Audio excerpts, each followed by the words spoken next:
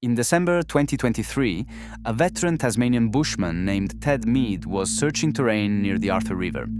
He found a set of human footprints, fresh, size 7, in country where nobody should have been. At the time, they couldn't be linked to anything, but in December 2024, volunteers recovered something else: a phone, a garbage bag used as emergency shelter, personal effects, and a rare type of bottled water sold at the restaurant where Céline Cremer had worked. The timing and condition of these items suggest she survived her first night on the mountain, but here is what does not fit. Those footprints Ted Mead found were more than 500 meters downstream from where Celine entered the bush.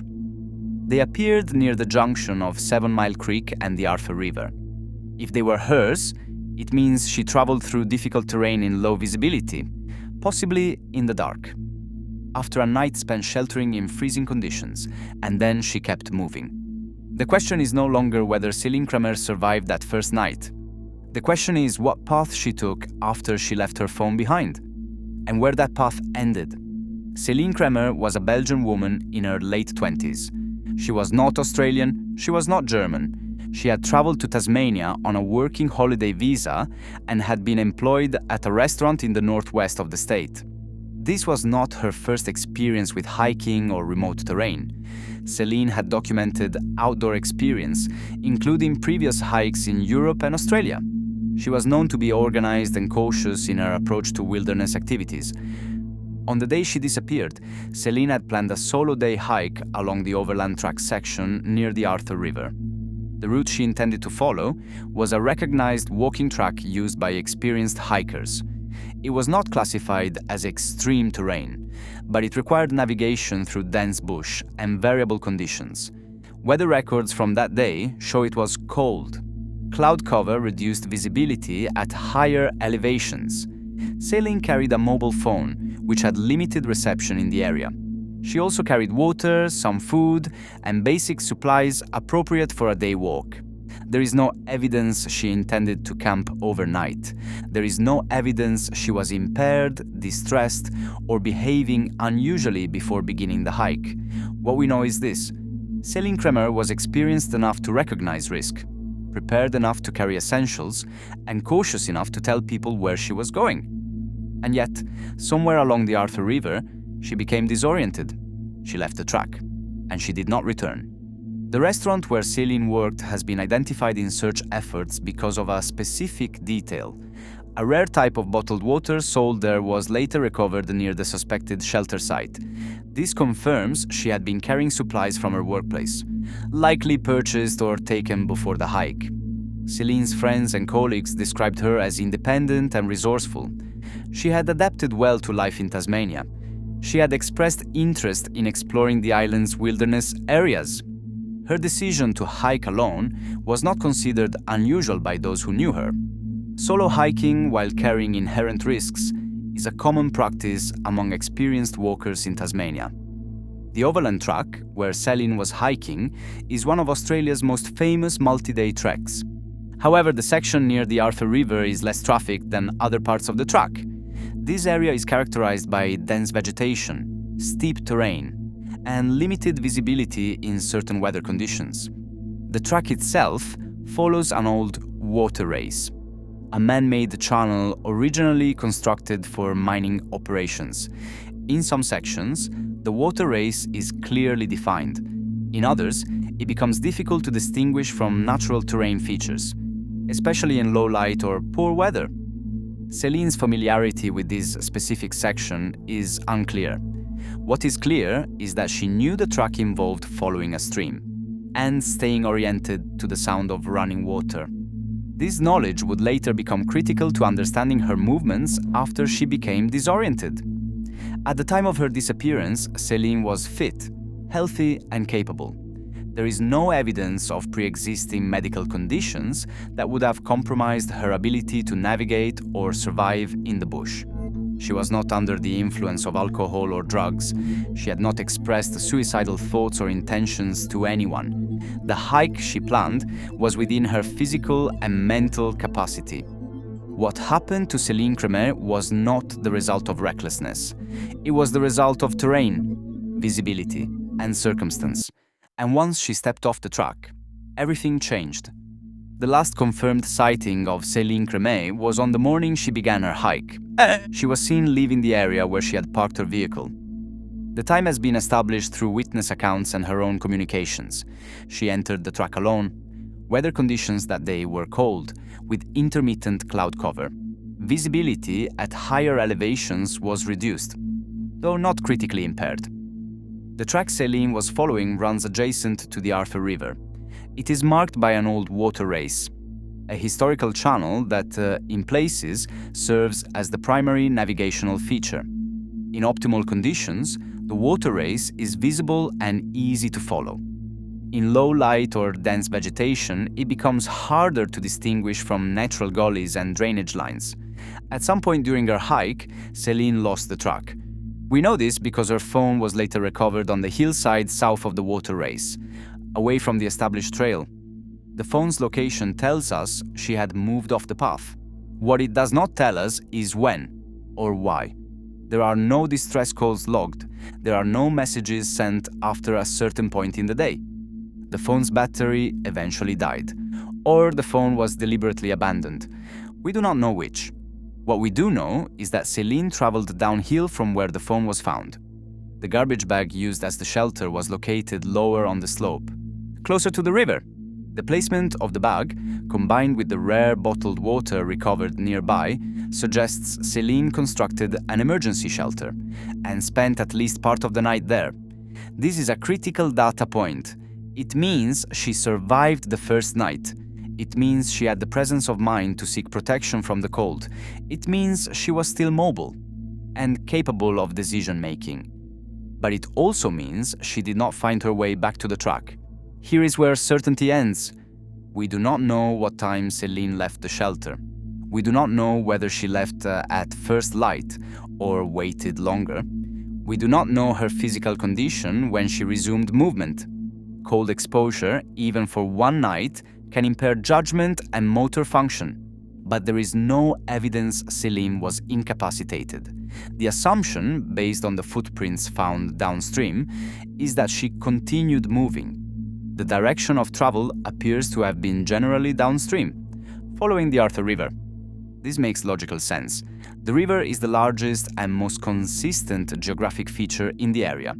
If disoriented, staying near the river provides access to water and a reference point. Celine would have known that the track she had been following roughly paralleled the river. So the assumption is this: she believed that by following the river, she would eventually re-encounter the track. But the track does not follow the river continuously. In some sections, the water race and the walking trail that follows it diverges inland, moving higher up the hillside. This creates gaps where a person walking along the river would not intersect the track at all. Celine may not have known this, or she may have known it, but had no better option. The footprints found by Ted Mead were located near the junction of 7 Mile Creek and the Arthur River. This is more than 500 meters downstream from where Celine is believed to have entered the river system after leaving her shelter. The prints were described as fresh at the time of discovery. They were size 7. They appeared in terrain where no other walkers had been recorded. At the time, the link to Celine could not be confirmed. But now, with the recovery of her phone and shelter, the timeline aligns. If those footprints were hers, it means Celine walked a significant distance through difficult terrain after surviving the first night. It means she was still moving with purpose. It means she was still trying to find her way out. But no further footprints were found downstream of that location.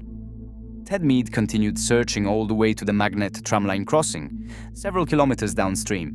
He found nothing.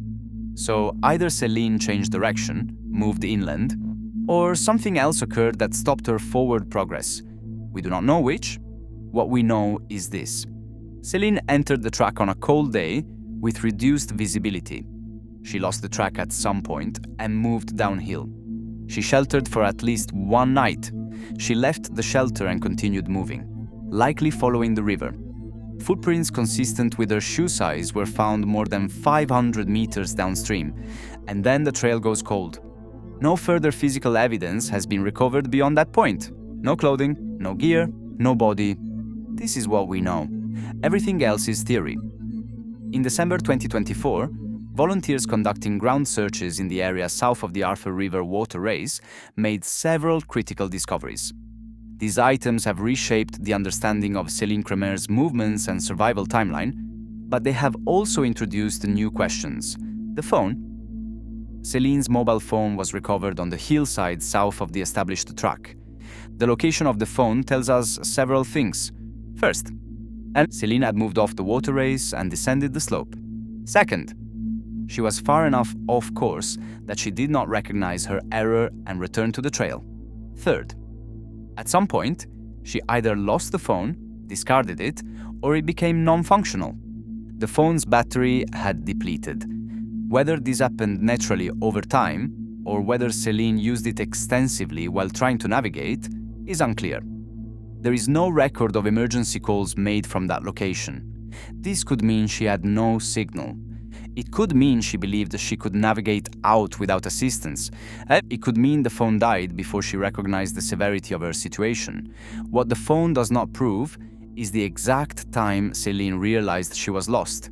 It does not prove she was injured at that location. It does not prove she made the decision to abandon it deliberately. The phone is a fixed point in space. It tells us where Celine was at a specific moment.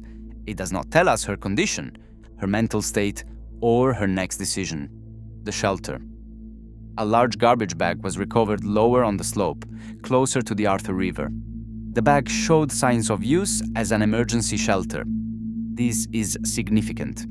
It means Celine recognized the need to protect herself from the cold. It means she had the physical and mental capacity to construct basic shelter.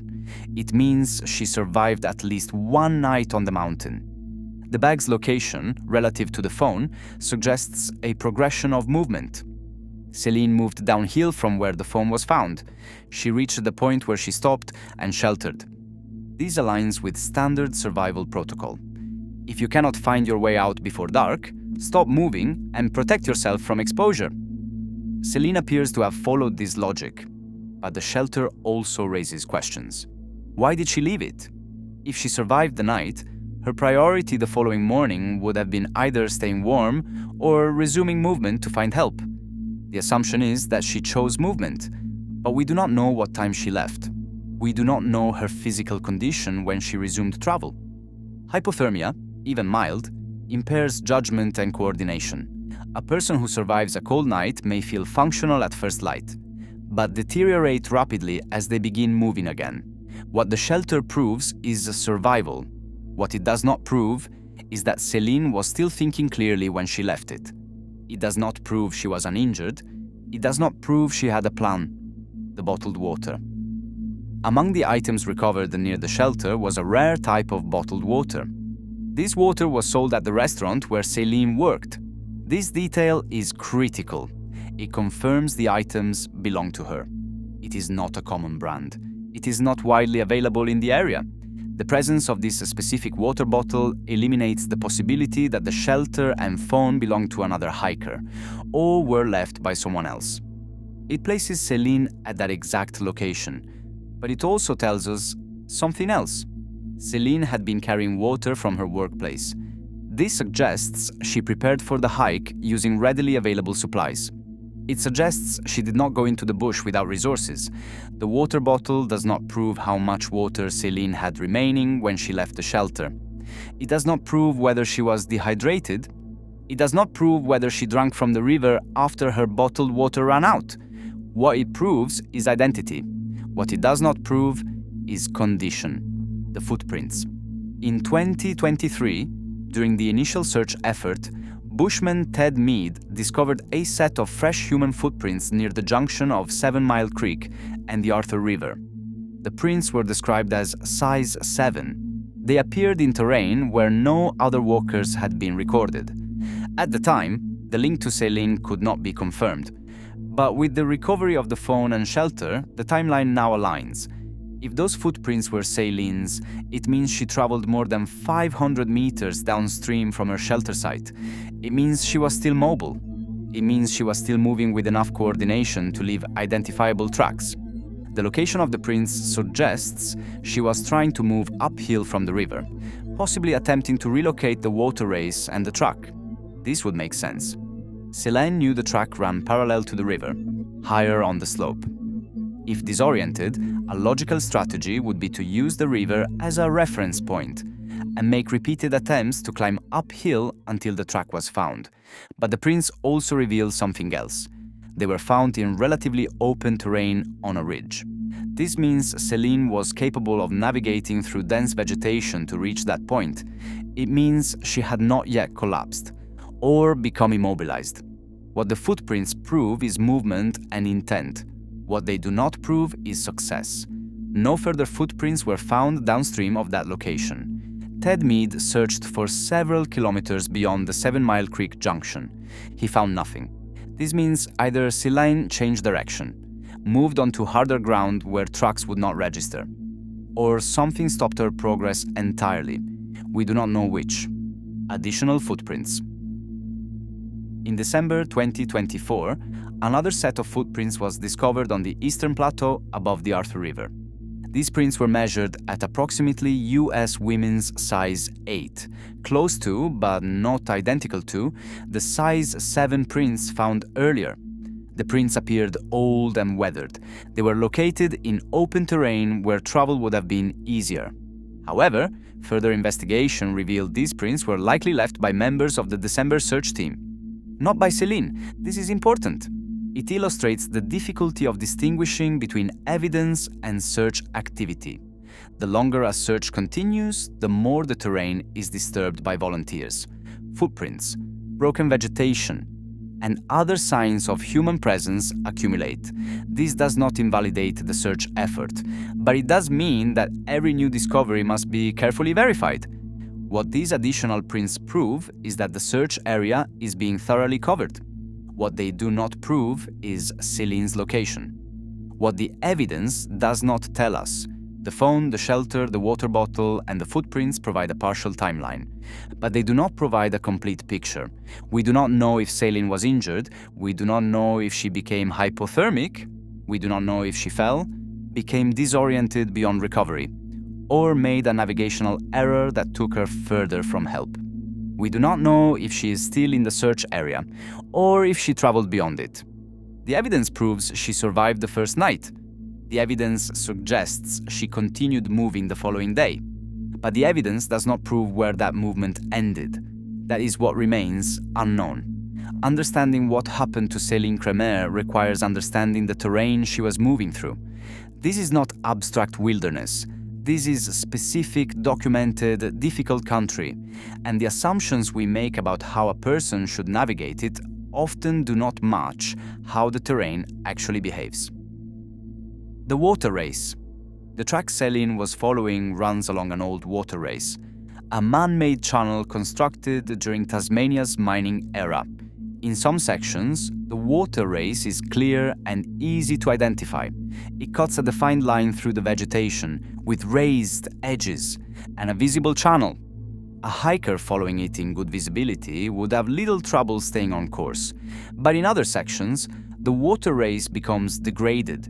Erosion, vegetation growth, and natural drainage patterns obscure it in low light, at dawn, at dusk, or under heavy cloud cover. The water race can become almost invisible. It blends into the natural gullies and slopes of the hillside. A hiker who steps off the water race in one of these degraded sections may not realize they have done so. They may continue walking, believing they are still on track, until the error becomes irreversible. Celine's phone was found south of the water race. This suggests she crossed it without recognizing it. She may have believed she was still approaching the track, when, in fact, she had already passed it. This is not a failure of attention. This is a failure of terrain legibility. The land does not always tell you where you are. Distance and visibility. From the location where Celine's shelter was found, the water race is not far. On a map, the distance appears manageable, a few hundred meters uphill. But maps do not show vegetation density. They do not show fallen logs, horizontal scrub, or the type of undergrowth that forces you to move laterally just to make forward progress. In dense Tasmanian bush, 200 meters can take 30 minutes to cover. And if you are moving in low visibility, you may cover that distance without ever seeing the feature you are trying to reach. The water race sits higher on the slope than the Arthur River in many sections. A person walking along the river would need to climb uphill to intersect it. But if they climb too early or too late, they may pass through terrain where the water race is not visible or not well defined. Celine's assumed strategy, following the river and making periodic attempts to climb uphill to find the track, is logical. But the terrain does not reward logic equally in all places. In some sections, this strategy would work. In others, it would fail entirely. We do not know which section Celine was in when she made her attempts. The river as a reference. The Arthur River is the most prominent geographic feature in the area. It is constant, it is audible, it provides water. For a disoriented hiker, it represents safety and orientation. The theory is that Celine followed the river downstream, believing it would eventually lead her to the magnet tramline crossing, or another recognizable feature. This is not an unreasonable assumption. Rivers often lead to roads, settlements, or infrastructure. But the Arthur River, in this section, does not. It runs through remote, untracked country for kilometers. There are no bridges, no clearings, no signs of human activity, until you reach the tram line crossing, which is several kilometers downstream from where Celine is believed to have been. The river provides orientation, but it does not provide escape, and the longer you follow it, the further you move from the established track. This is the paradox of the river. It feels like safety, but it may actually be leading you away from rescue. The footprints and terrain. The footprints found by Ted Mead near 7 Mile Creek suggest Celine was attempting to climb uphill from the river. This aligns with the theory that she was trying to relocate the water race, but the terrain in that area is steep and heavily vegetated.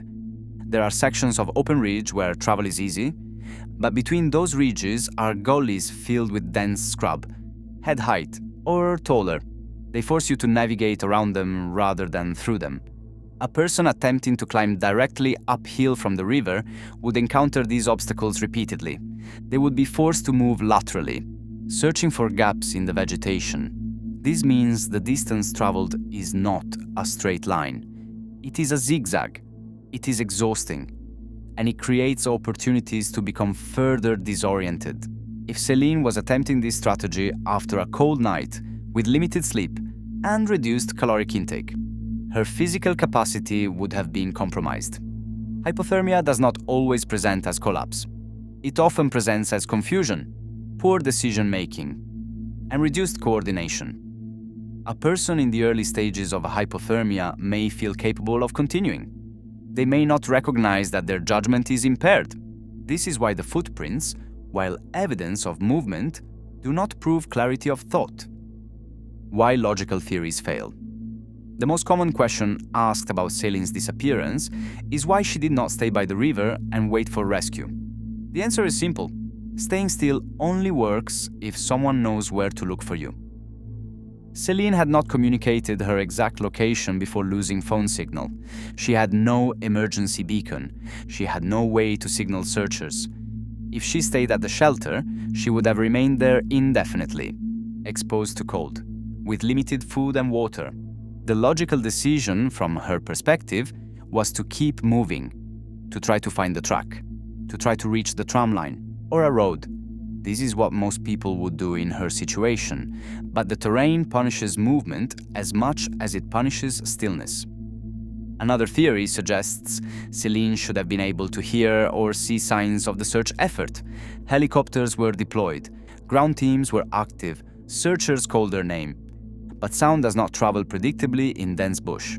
River noise masks other sounds. Vegetation absorbs voices. Helicopter noise, while loud, is directional and brief. If Celine was sheltering during a flyover, or if she was in a gully when searchers passed nearby, she may never have heard them, and they may never have heard her. This is not a failure of the search. This is a limitation of the environment, the plateau and open ground. In December 2024, searchers explored the eastern plateau above the Arthur River. This area is characterized by open park-like vegetation. Travel is easy, visibility is good. If Celine had reached this plateau, she would have had a much better chance of navigating or being spotted. But reaching the plateau requires climbing out of the river valley. It requires sustained uphill travel through dense vegetation. It requires energy, coordination, and orientation. We do not know if Celine attempted this. The footprints suggest she may have tried, but we do not know if she succeeded. The theory of the compass. Some analysis has suggested Celine may have had a compass. If true, this would have allowed her to maintain a consistent bearing and avoid walking in circles. But a compass only helps if you know which direction to travel. If Celine believed the track was to her west, but it was actually to her north, the compass would have led her further astray. Navigation tools do not compensate for incorrect assumptions, and in dense vegetation with limited visibility, even a correct bearing can be difficult to follow.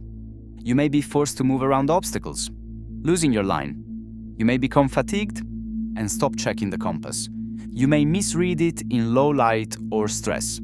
The presence of a compass does not guarantee successful navigation. Why? This terrain is different.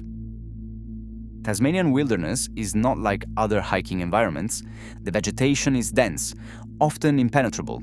The terrain is steep and uneven. Weather changes rapidly. Visibility can drop to meters in fog or rain. There are no trails outside the established tracks. There are no landmarks. There are no distant views to orient by. This is not a place where you can see the valley below and plan a route. This is a place where you see 10 meters ahead. And then, vegetation. And that changes everything. The failure of proximity. The most difficult aspect of this case is proximity. Celine was never far from the track. At her furthest point, she was likely less than a kilometer from the water race. In open country, that distance is trivial. But in this terrain, it might as well be 10 kilometers. Because you cannot see it, you cannot hear it, you cannot navigate to it without clear visibility and a precise bearing. Proximity does not equal accessibility. And that is why this case remains unsolved. More than 2 years have passed since Céline Cremer disappeared. Hundreds of hours have been spent searching the terrain around the Arthur River. Volunteers have walked gridded sections, examined ridgelines, checked shelters, and documented every piece of potential evidence. The December 2024 search effort was the most comprehensive to date. It recovered Celine's phone, her emergency shelter, and personal items that confirm she survived the first night. But it did not find Celine. And so the questions remain: where did she go after leaving the shelter? We know Celine sheltered on the hillside south of the water race. We know she survived the night. The logical assumption is that she resumed movement the following morning, attempting to navigate back to the track or follow the river to safety. But we do not know which direction she chose. We do not know if she went downstream, as the footprints near 7 Mile Creek suggest. We do not know if she climbed uphill toward the eastern plateau. We do not know if she moved further south, away from the river entirely. Each of these possibilities leads to different search areas. Each requires different assumptions about her physical condition and decision-making. And each remains unverified. Were the footprints hers? The size 7 footprints found by Ted Mead in 2023 are consistent with Celine's shoe size. They appeared in terrain where no other hikers had been recorded. They were described as fresh at the time of discovery. The location and timing align with the recovery of her phone and shelter. But footprints are not definitive. They can be measured, they can be photographed, but they cannot be conclusively attributed without additional forensic evidence. We do not know if those prints were Celine's. We do not know if she reached that location. We do not know what happened after those prints were made. What was her physical condition? Surviving a night in the Tasmanian bush in cold conditions is not trivial. Even with emergency shelter, the risk of hypothermia is significant. Hypothermia impairs judgment, coordination, and decision-making. It can cause confusion, disorientation, and eventual incapacitation. We do not know if Celine was hypothermic when she left the shelter. We do not know if she was injured. We do not know if she had access to water or food after her initial supplies ran out. The presence of the bottled water suggests she had at least some resources, but we do not know how much or for how long. A person can survive several days without food, but in cold, wet conditions, with physical exertion, that timeline compresses. We do not know where Celine was on that timeline when she made her final movements. Did she change direction? The absence of further footprints downstream of 7 Mile Creek suggests one of 3 possibilities. First, Celine changed direction and moved inland, away from the river. Second, she moved onto harder ground where footprints would not register. Third, she stopped moving entirely. We do not know which of these occurred. If Celine changed direction, she may have moved into terrain that has not yet been searched. If she moved on to harder ground, she may have continued for some distance before stopping. If she stopped moving, she may be closer to the known search area than previously assumed. Each possibility requires a different search strategy, and none can be ruled out. Is she still in the search area? The search area is defined by the terrain, the known track, and the geographic features surrounding it. It is bounded by roads, the river system, and the limits of where a person on foot could reasonably travel. But reasonable is a subjective term. A disoriented person may not move reasonably. A person in distress may take routes that seem illogical in hindsight. We do not know if Celine stayed within the boundaries of the current search area. We do not know if she crossed into adjacent valleys or moved beyond the range that has been systematically covered. The terrain is finite, but it is large enough that gaps remain. Could she have survived longer than expected? The assumption is that Celine's survival window was limited, perhaps a few days at most. But there are documented cases of people surviving longer than expected in wilderness conditions. Access to water extends survival time significantly. Shelter, even improvised, reduces the risk of a hypothermia. We do not know if Celine found additional shelter after leaving her initial site. We do not know if she was able to access food, berries, vegetation, or other natural sources. We do not know if she found a more protected location and remained there, unable to signal or move. These are possibilities, not probabilities, but they cannot be excluded. Why hasn't she been found? This is the question that haunts every search effort. The area has been walked extensively. Helicopters have flown overhead. Searchers have called her name. Technology has been deployed, drones, GPS mapping, coordinated grid searches, and yet Celine has not been found. There are several possible explanations.